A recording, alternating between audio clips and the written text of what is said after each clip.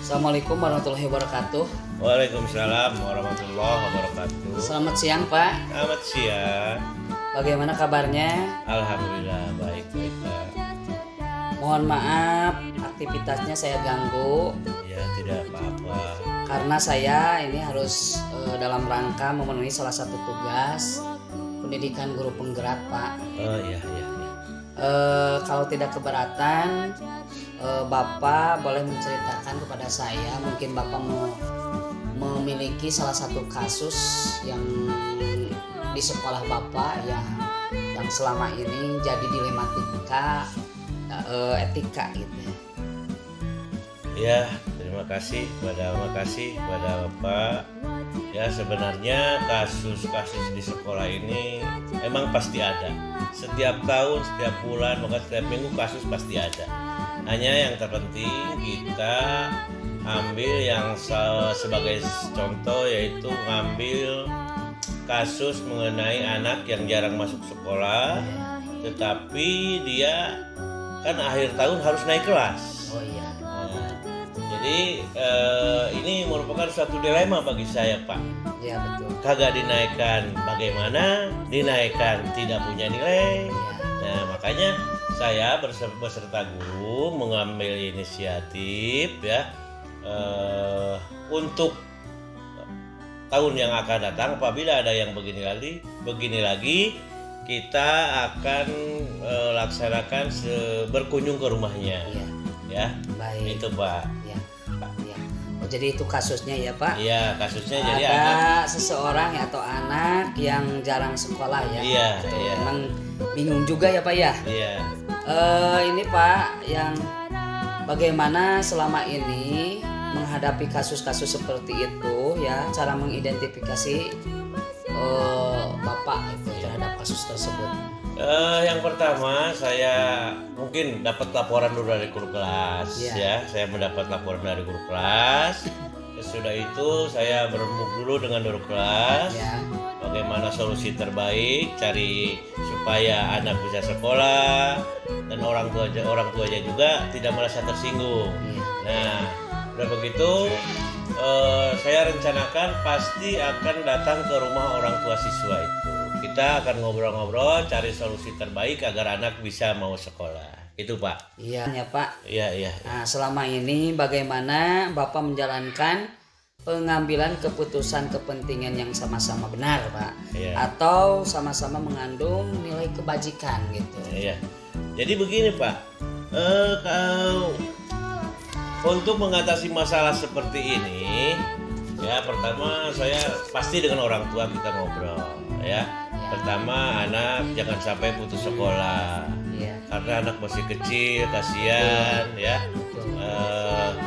Terus masa anak kecil harus nganggur gitu kan, Iya. tidak bekerja. Apalagi sekarang kan sekolah wajib 9 tahun gitu Pak ya. Makanya saya pertama berkomunikasi dulu dengan orang tua Ya. agar anak bisa sekolah. Langkah selanjutnya saya bicara dengan anak.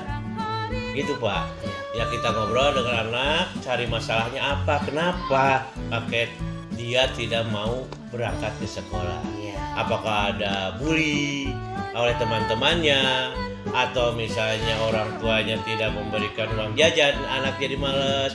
Kita cari masalah sampai sedetil-detil begitu Pak. Nah, selanjutnya Bapak yang saya ingin tanyakan adalah bagaimana langkah-langkah atau prosedur seperti apa yang biasa Bapak lakukan selama ini prosedurnya? Ya prosedurnya ya pertama ya tadi saya katakan ya, kita bermusyawarah dulu dengan guru kelas, kita bareng-bareng terus cari permasalahan pokoknya kenapa anak tidak mau sekolah. Iya. Nah udah cari, masalahnya ini misalnya anak ada yang ngebully di kelas. Iya. Nah kita langsung dengan guru kelas tanya apa anak siapa yang suka ngebulinya. Nah, sudah sampai identifikasi begitu, langsung kita deketin anak yang biasa ngebully, atau kita bicarakan di dalam upacara. Iya. Ya, diumumkan bahwa kita sesama teman jangan saling bermusuhan, gitu Pak. Ya.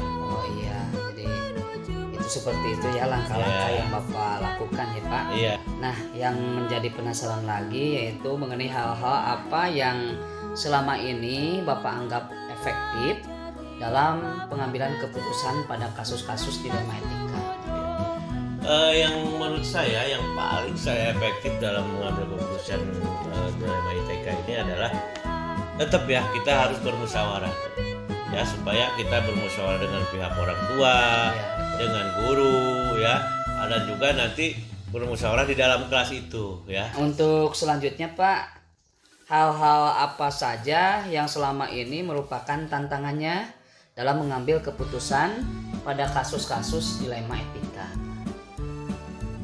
Coba ulangi lagi Pak soalnya. Oh iya, hal-hal apa saja yang selama ini merupakan tantangan dalam mengambil keputusan pada kasus-kasus dilema etika?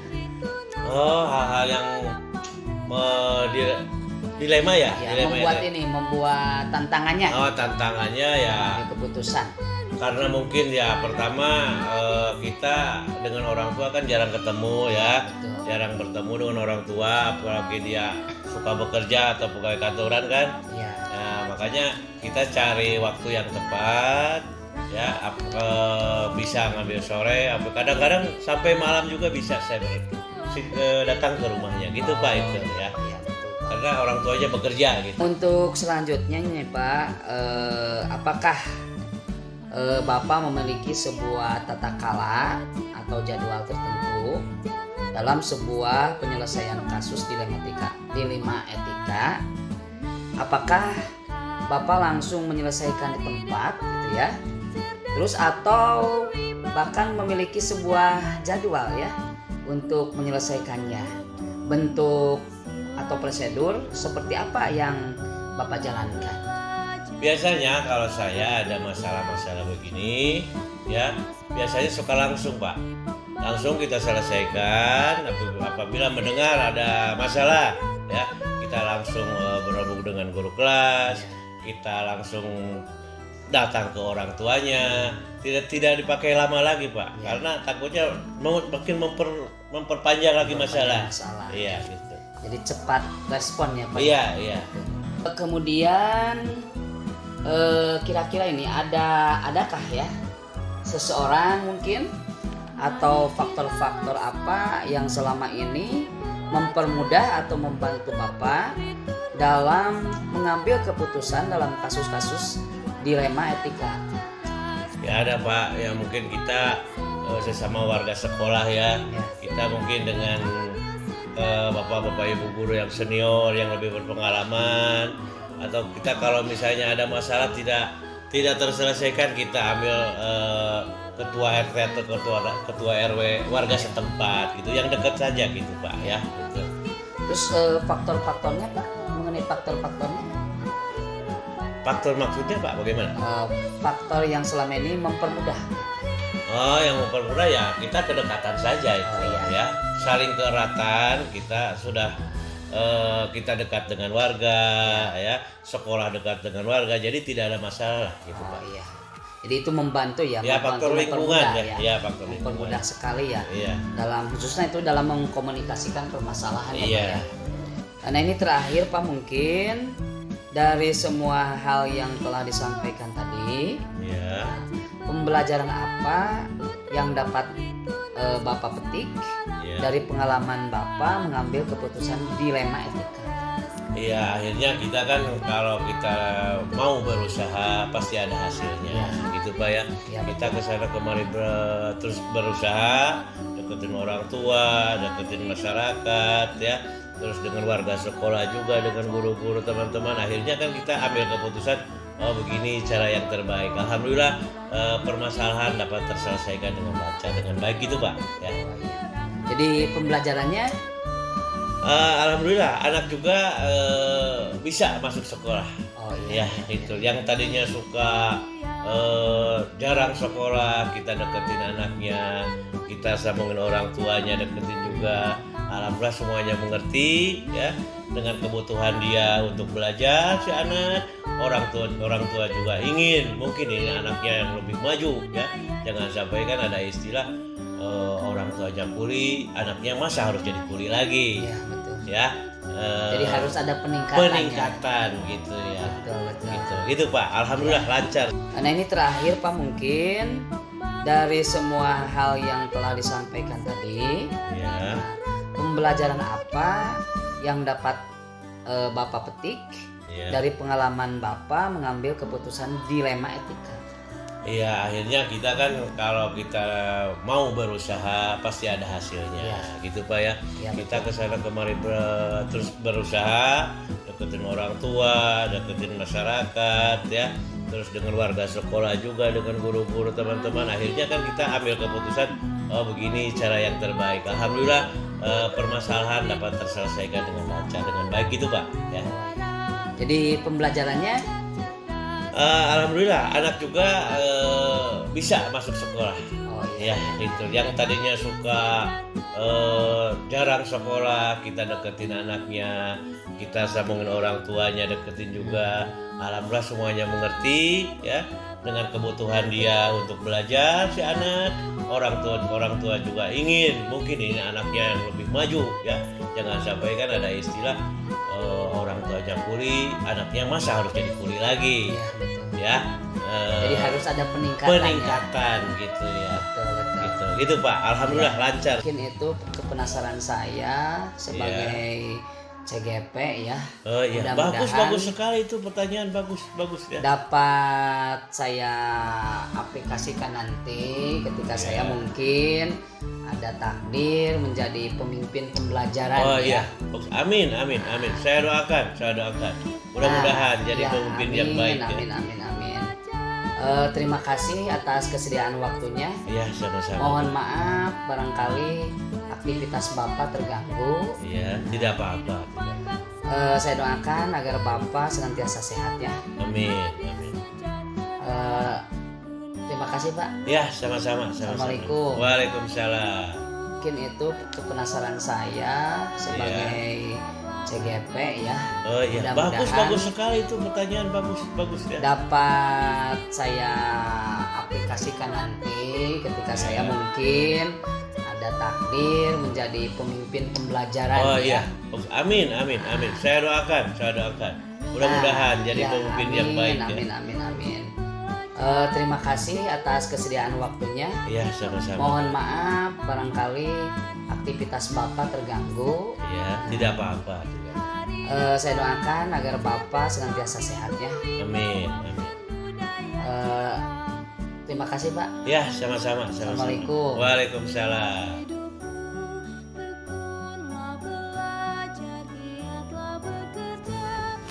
Assalamualaikum Bu Haji. Iya, Apa kabarnya?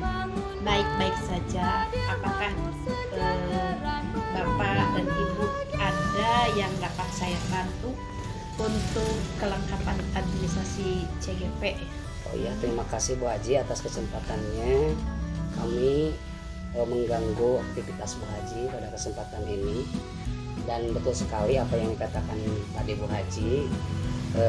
Saya sedang mengikuti program pendidikan guru penggerak. Ada salah satu tugas yang harus dilengkapi. Ibu, barangkali Ibu siap. Insya Allah untuk sekedar menjawab apa yang saya ketahui dan apa yang saya dapat jawab, insya Allah kita bersama-sama untuk memberikan solusi yang terbaik. Mohon berkenan Bu Haji, barangkali di pengalaman Bu Haji ya selama memimpin sekolah ada kasus yang pernah terjadi di Ibu, bagaimana bisa diceritakan terhadap kami? Kasus yang terjadi di sekolah pasti ada. Tidak ada suatu sekolah yang lepas dari suatu permasalahan. Semua sekolah pun tentu begitu pula di sekolah saya, terutama di SDN 2 Sukamenak. Permasalahan itu sering muncul terjadi dari mulai guru ataupun siswa, bahkan dari orang tua sendiri, dari komite, ada saja masalah. Bisa diberikan contoh Ibu kasusnya? Kasusnya seperti antara di guru dengan guru kurangnya kolaborasi, ataupun ada guru yang bergerak sendiri-sendiri, ataupun bersama orang tua, sepertinya kasus anak orang tua yang ikut campur kan ke sekolah, itu mungkin saya harus benar-benar menyelesaikan dengan sebaik mungkin. Barangkali Ibu tidak keberatan bisa menyebutkan secara spesifik kasus tersebut, terutama yang menyangkut atau mengandung dilema etika atau barangkali termasuk bujukan moral. Ya, dilema etika di sini yang bersangkutan dengan guru atau dengan peserta didik. Boleh dengan peserta didik atau boleh dengan guru juga. Ya, di sini dimisalkan antara kita yang berkaitan saja ya, basisnya antara guru dan peserta didik. Misal ada orang tua yang mengadu kepada saya sendiri sebagai kepala sekolah bahwa guru itu sering kesiangan atau guru itu kurang efektif dalam pembelajaran. Itu aduan dari orang tua kepada saya, dari orang tua, aduan terhadap guru kelasnya, itu mungkin. Oh iya Ibu, untuk selanjutnya, nah bagaimana kira-kira Ibu menjalankan atau mengambil keputusan dalam mensikapi hal ini? Dalam mengambil keputusan, saya tidak percaya pada satu pihak, pada orang tua. Tidak begitu saja. Pertama-tama saya melihat kasusnya atau etika moral ini, saya tidak langsung memanggil guru, memberi wejangan kepada guru, tidak langsung memberi bagaimana harus saya bertindak, tapi saya menyelidiki dulu. Saya coba panggil anaknya seperti apa, terus saya panggil teman-temannya, bagaimana dia di kelasnya, bagaimana pendapat anak yang lainnya tentang guru-guru. Saya juga melihat bagaimana perkembangan guru di kelasnya. Setelah saya dapat info apakah dari pihak ke-1, dari pihak kedua, dari pihak ketiga, baru saya tidak dulu mengambil keputusan.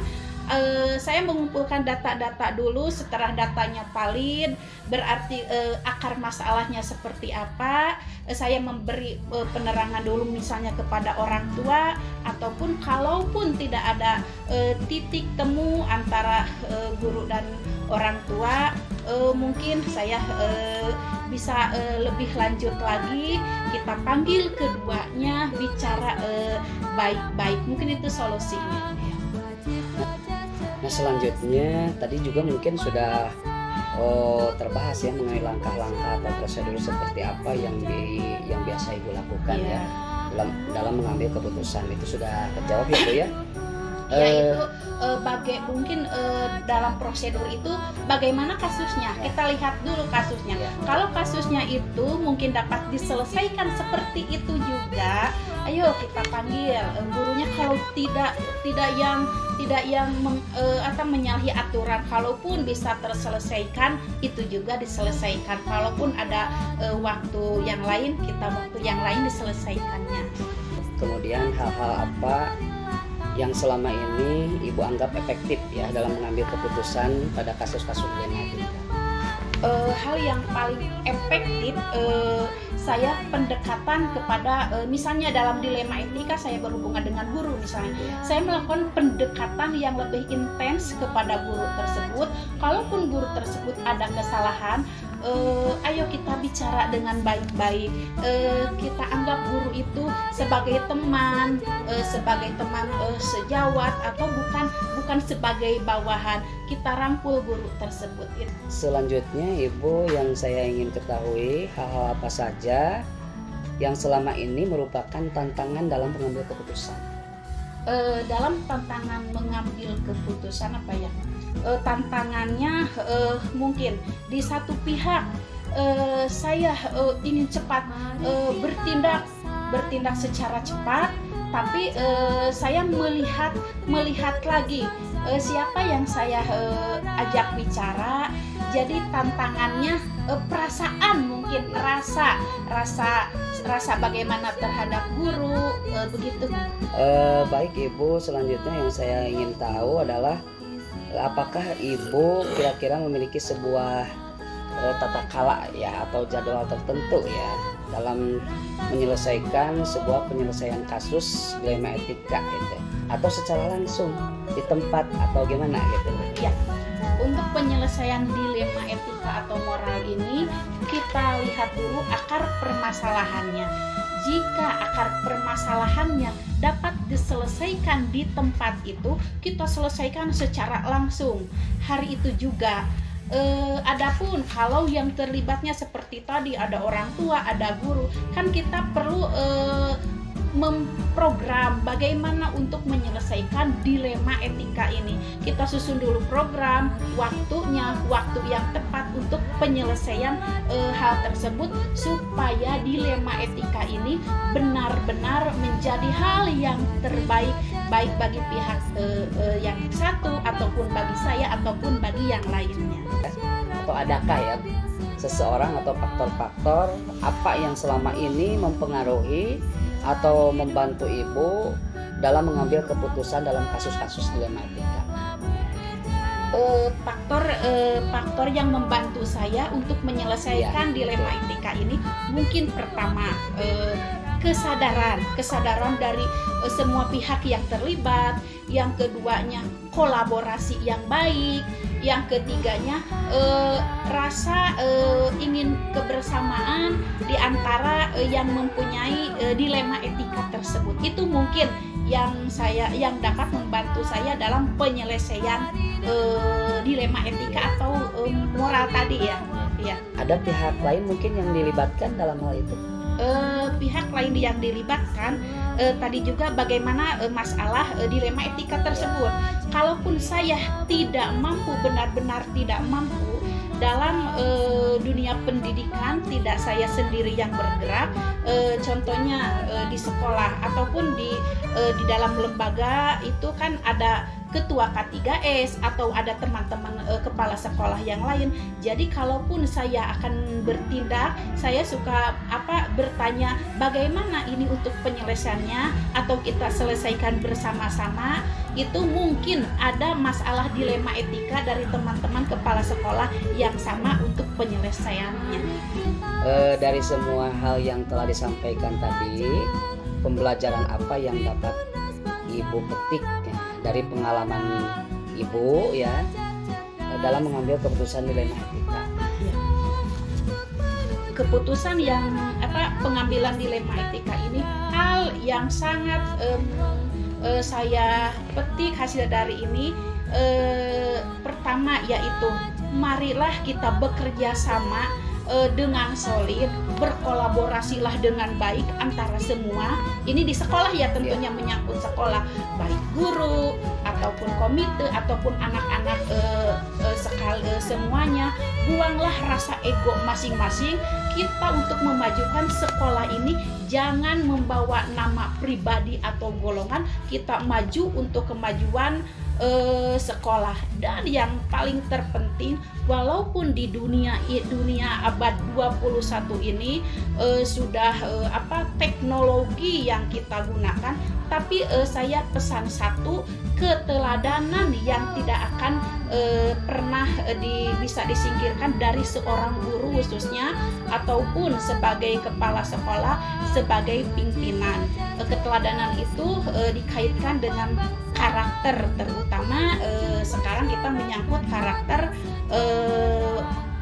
pelajar Pancasila, yang profil pelajar Pancasila yang 6 itu jangan cuma dikatakan, kita benar-benar harus mengaplikasikannya dan kita terapkan dalam kehidupan sehari-hari di tataran sekolah, lingkungan sekolah. Baik Ibu, luar biasa jawaban Ibu mengenai pertanyaan saya yang menjadi mungkin pengalaman juga ya, berbagi pengalaman bagi CGP tentunya dalam menyongsong masa depan nanti. Mungkin terima kasih banyak atas kesempatan dan waktunya. Mohon maaf sekali lagi mengganggu aktivitas Ibu. Mudah-mudahan Ibu senantiasa sehat walafiat. Amin, sama-sama. Mudah-mudahan Ibu dan Bapak Guru CGP lebih sukses, semua cita-citanya berhasil untuk menerapkan ilmunya, ilmu yang bermanfaat bagi dunia pendidikan. Oh, iya. Thank you.